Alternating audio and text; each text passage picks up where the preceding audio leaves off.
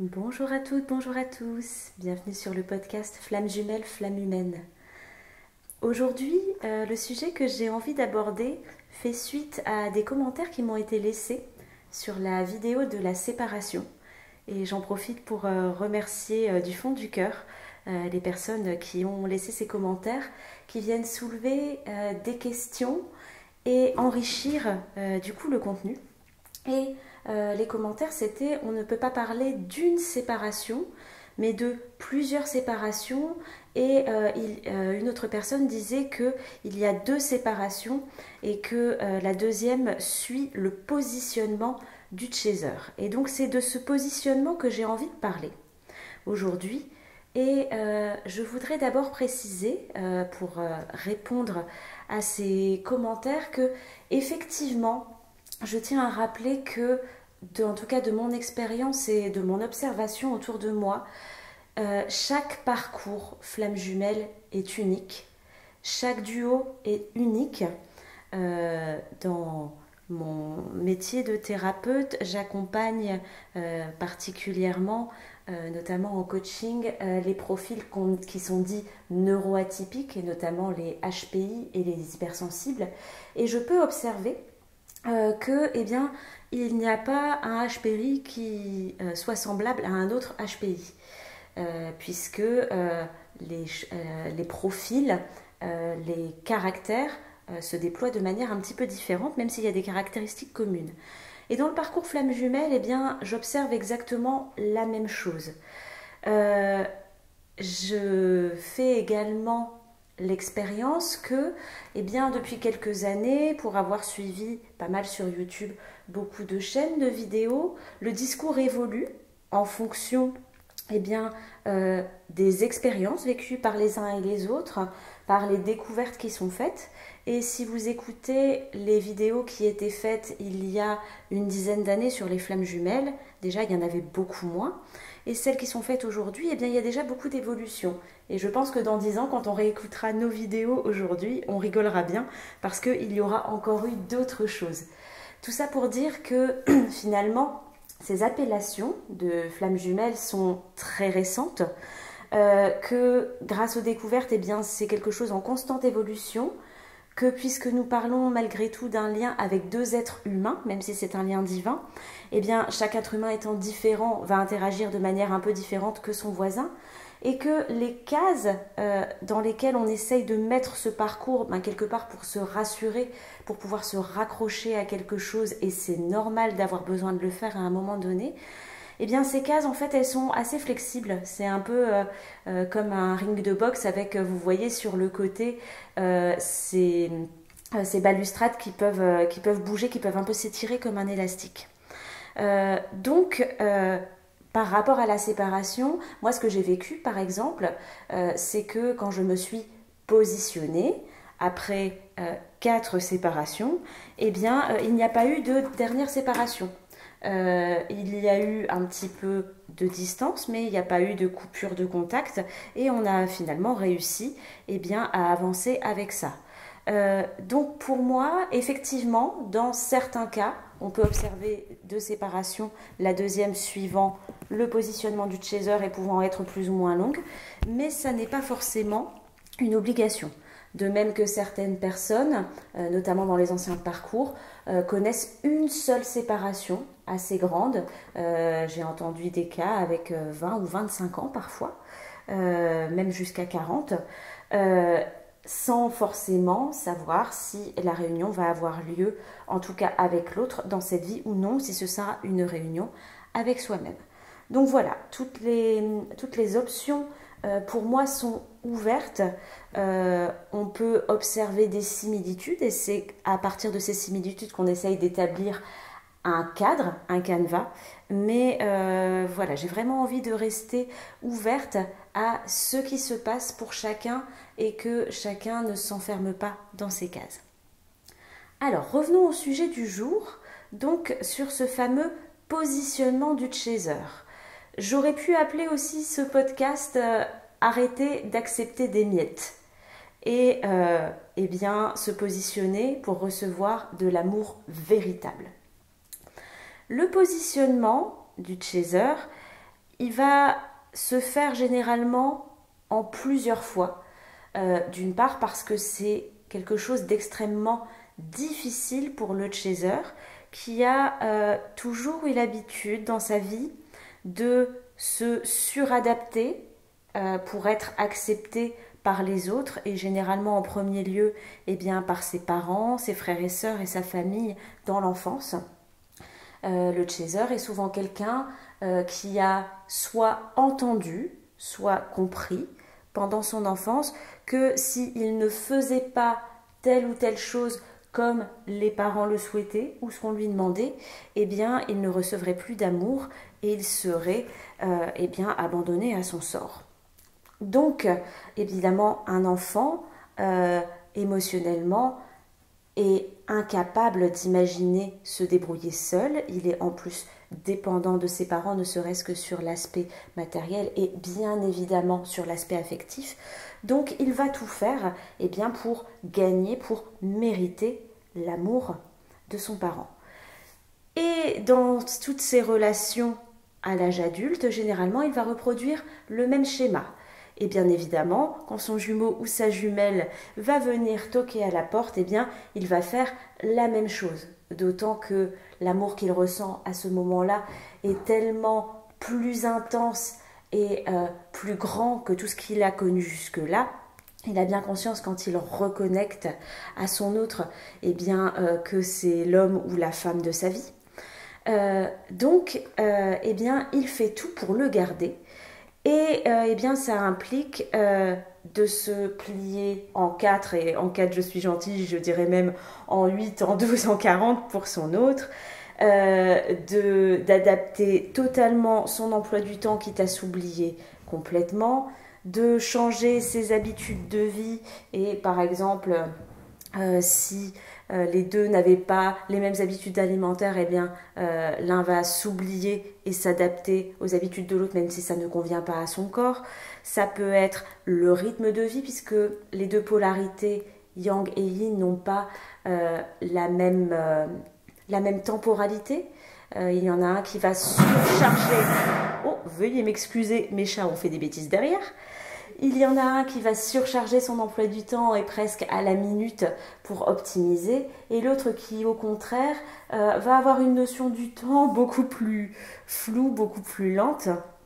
Et donc, ça va générer un décalage de temporalité et un calage assez délicat. Et souvent, l'un va se suradapter, et c'est souvent le chaser qui le fait. Ça va être, quand je parlais d'accepter des miettes, si l'un est en couple et l'autre non, d'accepter de ne voir l'autre que quand il est disponible, quand il lui reste du temps. Et si l'autre est en couple avec des enfants, c'est encore plus délicat. Pour peu qu'il y ait de la distance géographique, c'est la même chose. Si l'autre n'est pas en couple mais a envie de garder ses habitudes, sa liberté et qu'il va dire qu'il n'est pas disponible, le chaser lui va oublier son indisponibilité et lui par contre va annuler des rendez-vous avec des amis, va potentiellement décaler des choses dans son travail pour se rendre disponible au seul moment où le runner l'est.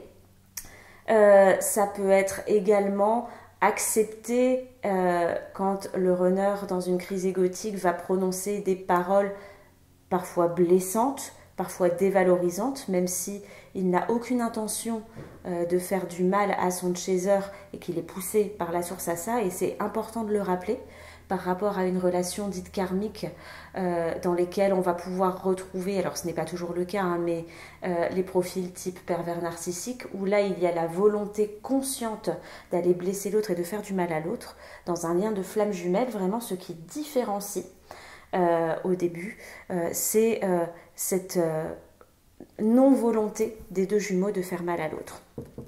Donc parfois le runner va prononcer des paroles blessantes. Alors encore une fois, je vais donner des exemples qui ont trait à ce que j'ai entendu, mais il peut y en avoir une multiplicité. Ça peut être des attaques sur le physique, de manière tout à fait maladroite. Ça peut être, comme le runner ne veut pas s'engager, de dire à l'autre qu'il est un ami, et parfois un ami plus s'il y a eu de la relation charnelle. avec une considération un peu l'autre comme un objet quelque part, voire un objet sexuel, même si ce n'est pas le but et que ce n'est évidemment pas le ressenti tout au fond. Ça peut être des critiques sur le lieu de vie de l'autre, ses habitudes, sa manière d'interagir, son caractère, puisque le but c'est d'aller nettoyer et apprivoiser et accepter ses parts d'ombre. Donc l'autre va appuyer sur les parts d'ombre. Et donc le chaser dans un premier temps ne va pas réagir et va encaisser, subir, se suradapter, par peur de perdre l'autre, puisque sa blessure principale est la blessure d'abandon, et que la peur de la solitude est déjà quelque chose d'assez fort, que ce soit conscient et inconscient chez lui, et la peur de perdre son autre encore plus. Donc tout ça va amener à une certaine saturation, et donc souvent au moment de la première, soit la seule séparation, soit la première séparation, soit c'est le chaser qui commence à saturer, qui a vraiment été au bout de ce qu'il pouvait supporter, l'effet cocotte minute, et qui va donc dire maintenant ça suffit, je ne veux plus de ça, ça n'est plus possible, on ne peut plus continuer comme ça, je m'en vais. C'est une première option, et donc finalement c'est un premier positionnement. Soit c'est le runner qui va enclencher son mécanisme de fuite parce qu'il a peur de tout cet amour, mais cet amour conditionné que le chaser lui envoie par la suradaptation, et le runner sent bien que les attitudes qui sont mises pour sublimer cet amour ne sont pas saines, et là-dessus pour le coup il a raison, et donc il va fuir parce qu'il n'est pas prêt à s'engager, parce qu'il n'est pas prêt à prendre la responsabilité de changer les choses dans sa vie, et pourquoi pas à se séparer de sa tire s'il est en couple, et donc il s'en va. Pendant les allers-retours et potentiellement les différentes séparations, le chaser va être amené, au fur et à mesure qu'il épure son karma, qu'il observe ses blessures, qu'il observe ses comportements, qu'il accueille les parts de lui qu'il n'a jamais voulu voir. Alors on parle beaucoup des parts d'ombre, mais j'insisterai aussi sur les parts de lumière, parce que le chaser qui a très souvent une estime de lui extrêmement basse, il a tout aussi peur de voir les belles parties de lui, parce qu'il est persuadé qu'il n'en a pas ou peu, ou qu'elles ne sont pas dignes d'exister, tout comme le runner d'ailleurs, et c'est parfois difficile du coup de les observer également. Donc une fois que ces parties sont observées, apprivoisées, acceptées, aimées, petit à petit transmutées, les masques liés aux blessures, et je vous ferai bientôt des podcasts sur les blessures de l'âme pour que vous puissiez bien comprendre de quoi on parle.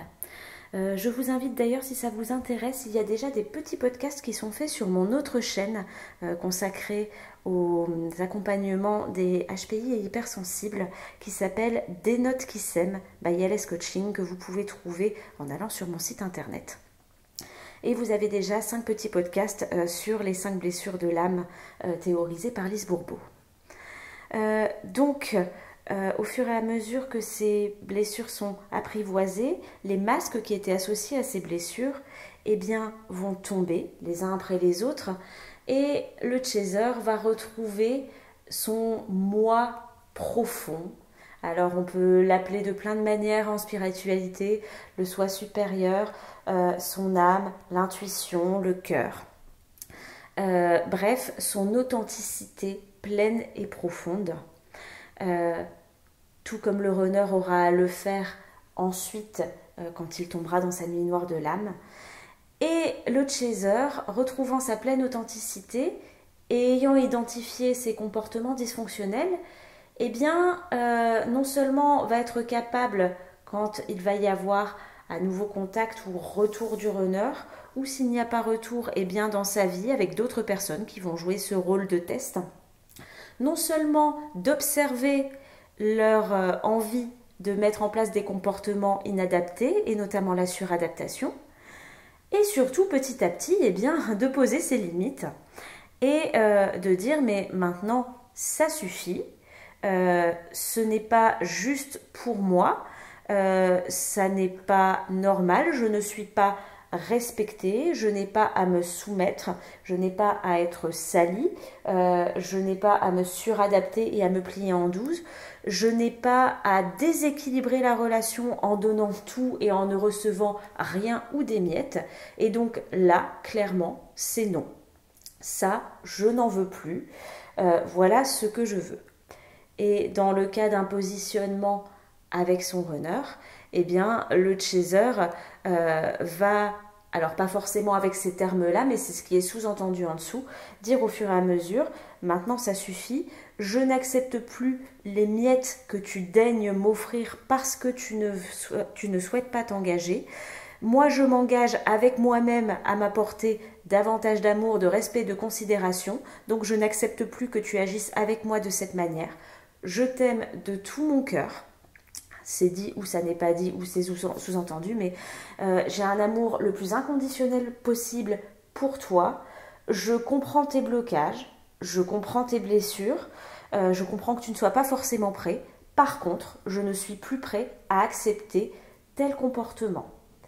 Et vous sentez bien la différence avec un ultimatum type chantage affectif qui serait si tu ne viens pas t'engager avec moi, alors je te jette et je m'en vais.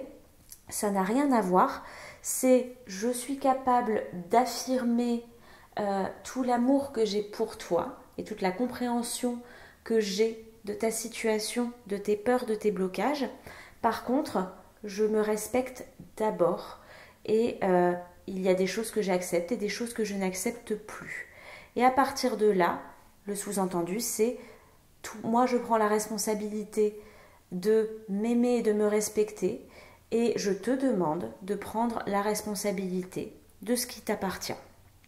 Je suis prête à accepter que tu sois prêt ou prête ou que tu ne sois pas prêt ou pas prête, mais plus à mon détriment. Et c'est donc là qu'effectivement, soit une deuxième séparation peut avoir lieu parce que l'autre n'est pas prêt, a besoin de faire encore du travail sur lui. Et le chaser aussi, puisque la séparation n'arrive pas par hasard et que s'il y a besoin de séparation, il n'y a pas que le runner qui est en jeu et c'est important de le rappeler. Parce que très souvent, quand on fait des podcasts, c'est vrai que les chasers sont quand même majoritaires pour bien proposer ces capsules et on peut avoir tendance à renvoyer toute la faute à l'autre et je trouve ça important de rappeler à chaque fois que tout ce qu'on voit chez l'autre à travailler fonctionne en miroir pour nous et que ça veut dire que nous aussi on a encore des choses à apprendre, à étudier et à travailler de soi à soi. Donc si deuxième séparation il y a, ça nous permet d'observer ce qui nous agace, ce qu'on reproche à l'autre, qu'est-ce que ça vient réveiller chez nous. Qu'est-ce qu'on n'a pas encore vu dans nos comportements? Est-ce qu'on manque de confiance envers les autres en général? Est-ce qu'on a peur d'être trahi en général? Voilà, tout ce genre de choses. Et il y a aussi une option, c'est que ce positionnement, alors oui, va faire énormément bouger le runner, peut déclencher sa nuit noire de l'âme, peut profondément le chambouler, mais il est possible aussi, avec des moments d'éloignement, de distance, mais qui ne dure pas longtemps, et ça a été mon cas, eh bien d'avancer sur ce chemin ensemble, d'abord de manière un petit peu fragmentée, et puis de plus en plus. Alors, chacun aura son chemin, j'ai envie de dire que tout est juste. Parfois, certains chemins qu'on va prendre vont faire accélérer le processus. On a tendance à dire que la séparation accélère le processus et que le fait de rester en contact quand on n'est pas encore prêt le ralentit. C'est pour moi juste et pas juste à la fois, ça dépend vraiment. Et je crois vraiment surtout que si vous avez besoin de rester en contact, c'est que vous avez quelque chose à apprendre de ça. Et que même si ça peut potentiellement vous ralentir, de toute façon on est sur un parcours où la temporalité pour la source n'existe pas, donc on n'est plus à quelques jours ou j'ai envie de dire quelques mois près, et que dans tous les cas c'est probablement l'apprentissage que vous avez besoin de faire à ce moment-là. Et donc, pour moi, surtout, ne vous en voulez pas s'il n'y a pas de séparation nette ou si ça se fait en plusieurs fois ou si vous n'arrivez pas à vous positionner tout de suite et que vous avez besoin de vous y reprendre à plusieurs fois. Chacun avance à son rythme et c'est important de se rappeler qu'on est des êtres humains avec notre vécu, avec nos failles, avec nos blessures et que c'est important de respecter ça et de ne pas vouloir toujours être tranchant avec l'épée et vouloir aller trop vite, gros risque de ce parcours, et régler les choses le plus rapidement possible. C'est important aussi de se respecter et de se laisser le temps. Voilà pour ce podcast, j'espère que ça vous aura éclairé. N'hésitez pas à me partager en commentaire comment ça s'est passé pour vous, ce positionnement, comment ça se passe pour vous actuellement. Et si vous avez besoin d'être aiguillé, aidé pour apprendre à poser vos limites, pour travailler sur votre estime de soi, pour aller identifier et nettoyer vos blessures, eh bien, n'hésitez pas à me contacter. Vous trouverez tout le descriptif de mes accompagnements dans les commentaires. Je vous remercie également profondément pour vos abonnements, pour vos likes sur les vidéos qui contribuent à faire développer la chaîne et cette semaine de manière exponentielle et j'en suis extrêmement heureuse puisque j'ai vraiment à cœur que ces capsules puissent apporter des éclaircissements et de l'aide à ceux qui en ont besoin. Encore une fois, ces capsules, c'est ma vérité. Nous avons 8 milliards de vérités différentes sur Terre. Ça ne correspondra pas à la vérité de tout le monde et je pense que vraiment dans ce parcours d'expérimentation, on en apprend tous les jours et que croiser les différentes sources d'informations vous permettra d'identifier également aussi votre vérité en fonction de ce que vous vivez et ce qui est juste pour vous. Je vous embrasse et je vous dis à très vite.